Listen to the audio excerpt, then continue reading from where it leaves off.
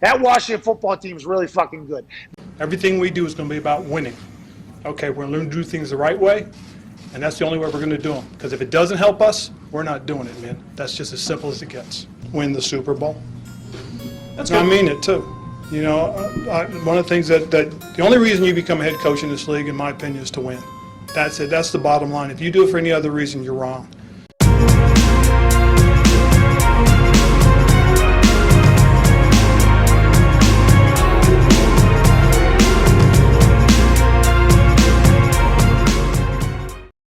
Hey, Washington football fans, welcome back.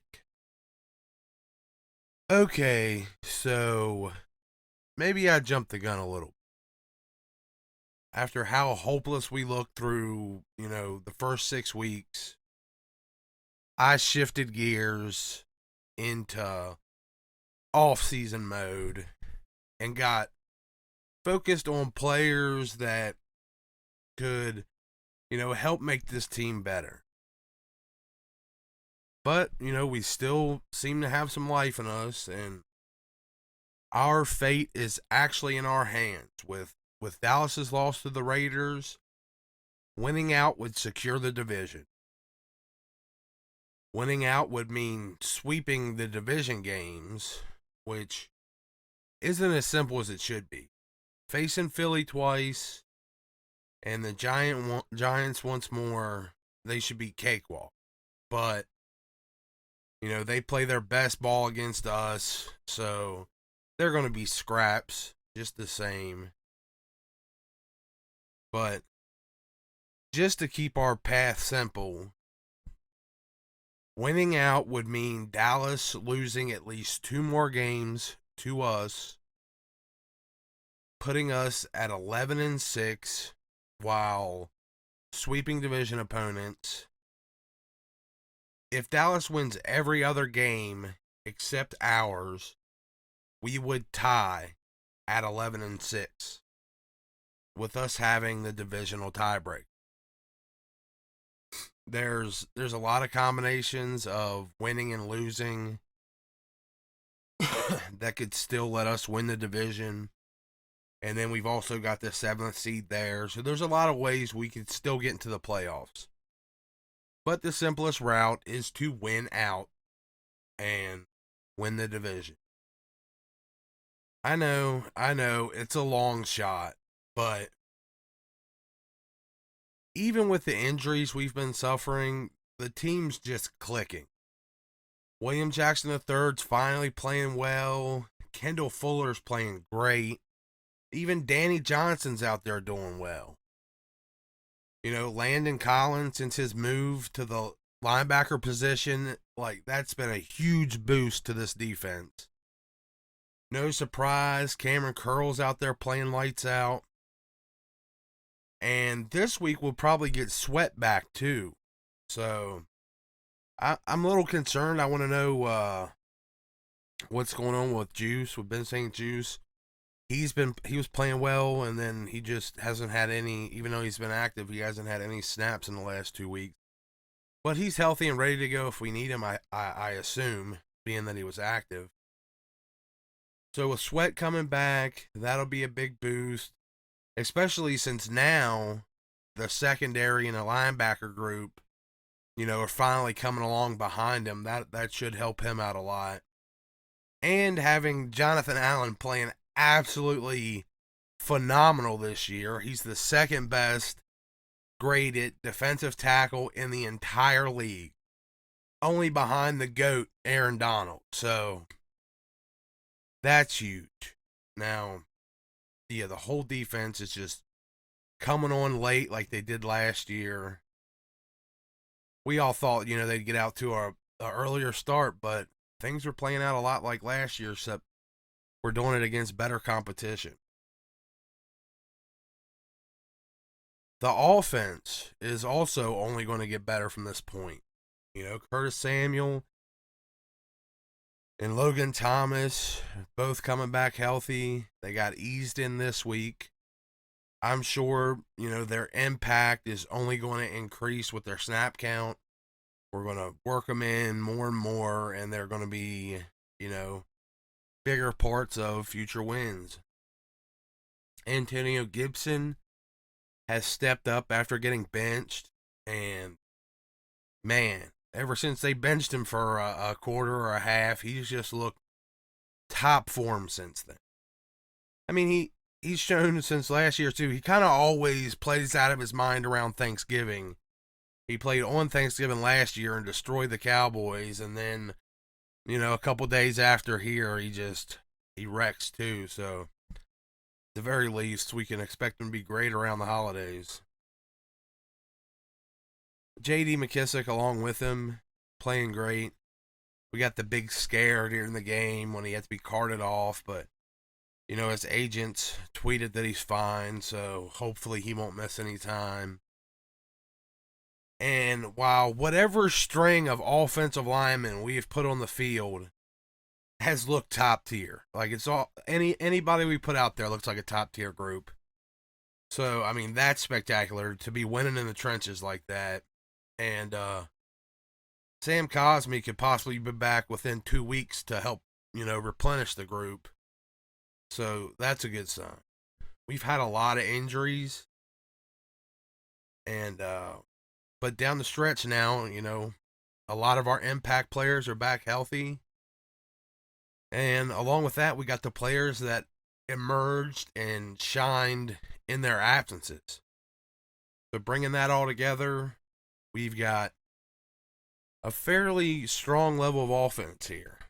Taylor Heineke is finally hitting a nice stride and playing near mistake-free football.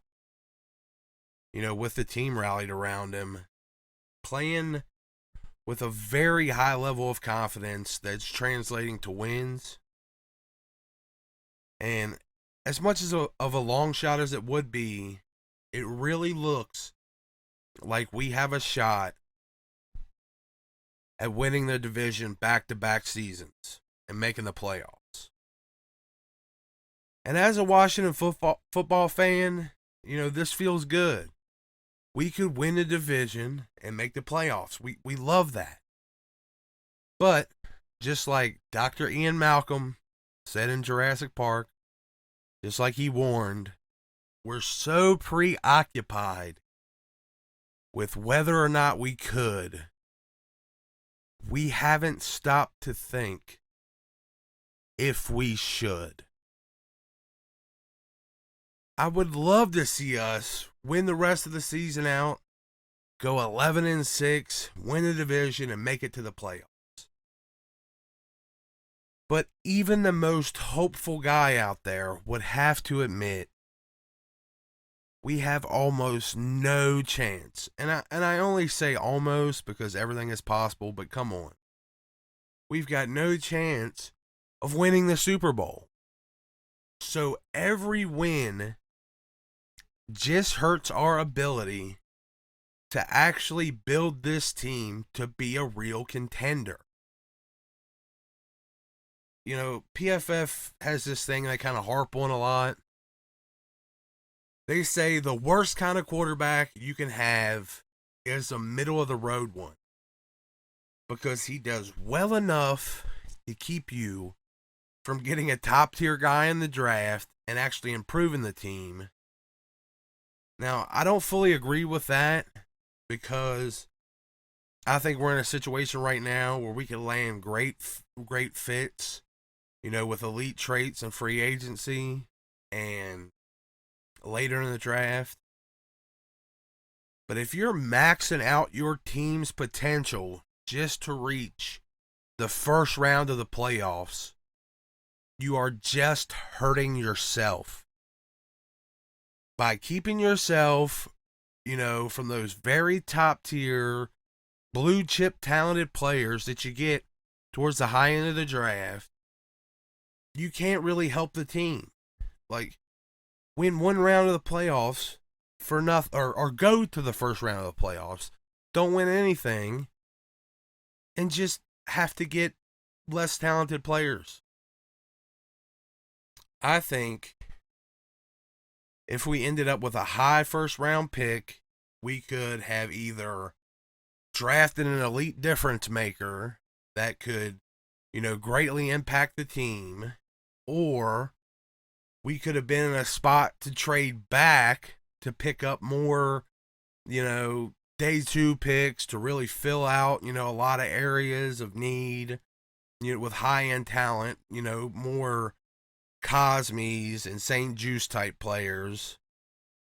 Winning the division puts us back in at pick 20 or later range, where we miss out on the Micah Parsons and the Zaven Collinses of the draft. And we miss out on being able to trade back and end up with extra first next year. Like the Eagles or the Giants did last draft. They traded back, and they're both going to have 2 top 10 picks apiece this year. Or Minnesota, that ended up, still landing their franchise left tackle along with 2 extra day 2 picks in the same year. Winning the division will feel good because we haven't won much here in a long time.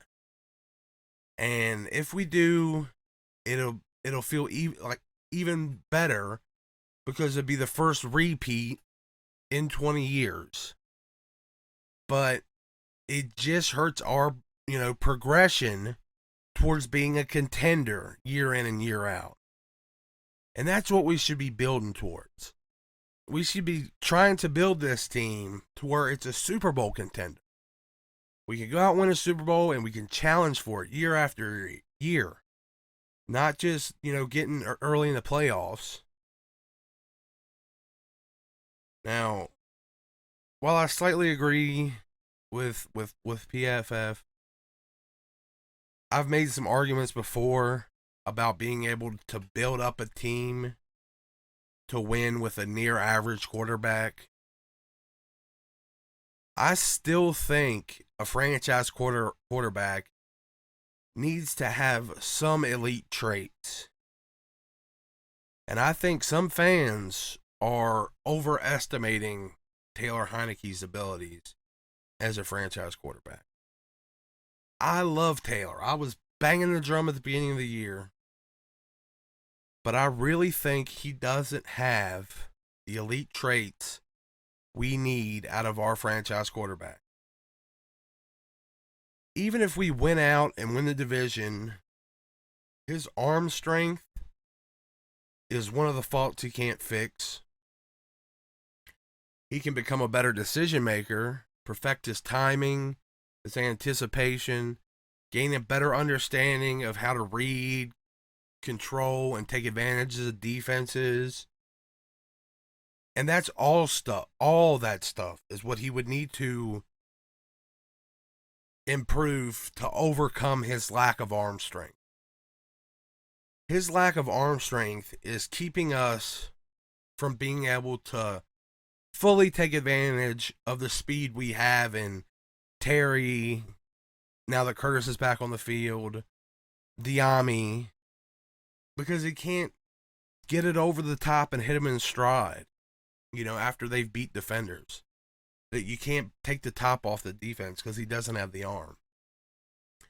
Instead, they got to stop, wait, come back to the ball, and that leads, to everything deep being a contested catch or, practically abandoning the deep ball altogether in an offense that's supposed to be a variation of an Air Coryell.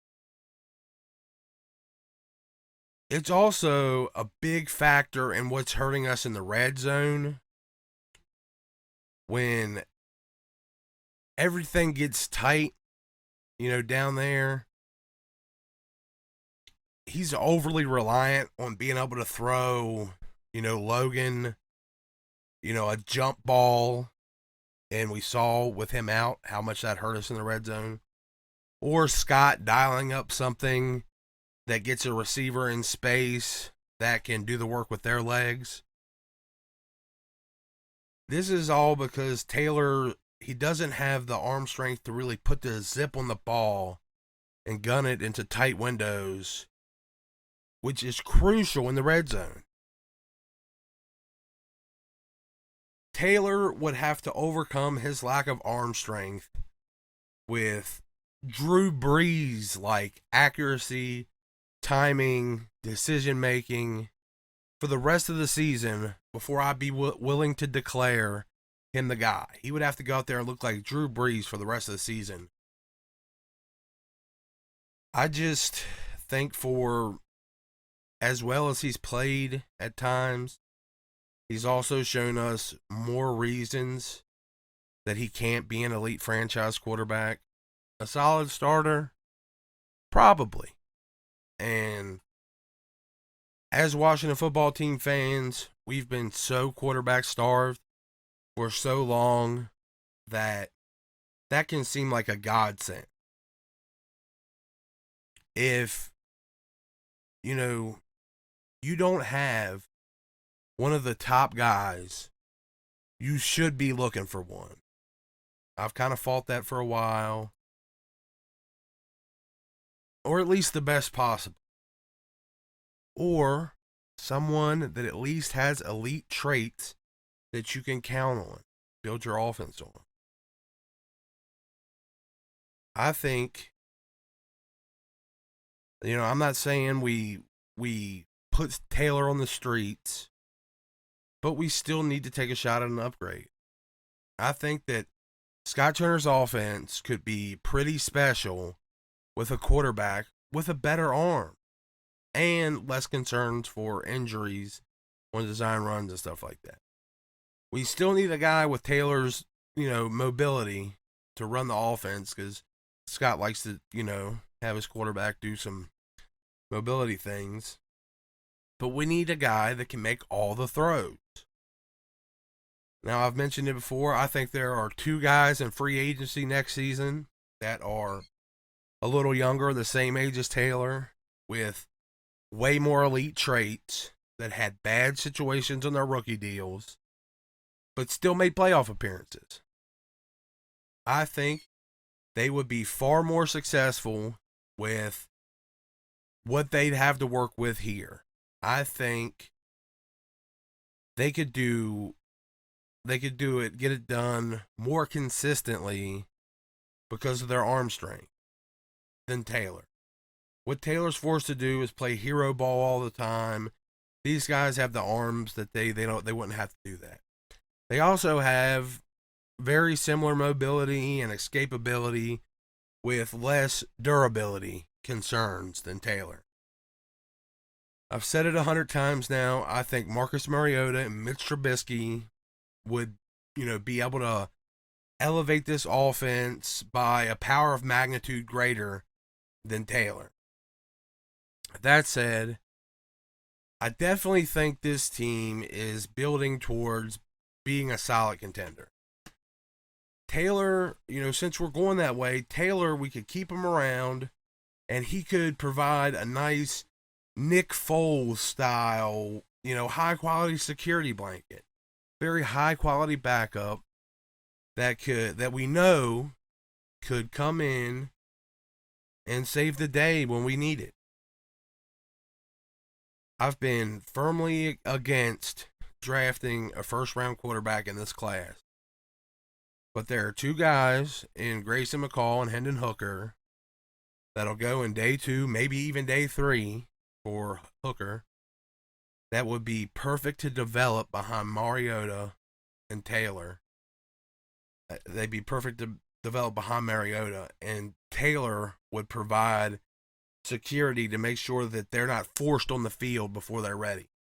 We'd have Mariota out there starting, Taylor as the backup, and one of these guys developing. And I think that'd be the perfect way to go into things.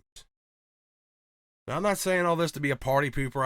I saw a lot of people out there, we're all thinking about the playoffs now. We're all kind of getting that in our heads with, 3 wins in a row. And then even more people declaring that Taylor's the guy. I'm just trying to temper expectations and plead my case of why I think we might be better off not winning the division, and not making the playoffs in general. I don't want to seem like a shit fan for encouraging losses, but I kind of have my eye towards long-term success. I don't want to be a fan that's happy with just getting to the playoffs. You know, I like it's a good flash, these last couple weeks to let us know that our coaching staff is actually pretty good. And we're still only around, eighth in the draft. So it's not too late to stay the course on this tank train and lock down some real talent in the draft. But, we so we can have a real sustainable, winning team in the future. That's just my 2 cents. Let me know what y'all think down below. Sorry for being a wet blanket. I just think we're not going to make it that far in the playoffs. If we get to the playoffs, and each win's kind of hurting the team. So, and I also, like I said, I don't think Taylor's the guy. I love him. I was one of his, first guys banging the drums for him, but I've just seen what I've seen this year. I don't think he can be the guy. But, yeah, let me know what y'all think about that. Do you actually think we can win the Super Bowl? Like, you think we can do that? And if not, are you okay gaining some lower level of short-term success at the expense of real difference makers through the draft? Let me know. Y'all watched this far. I love y'all. Peace.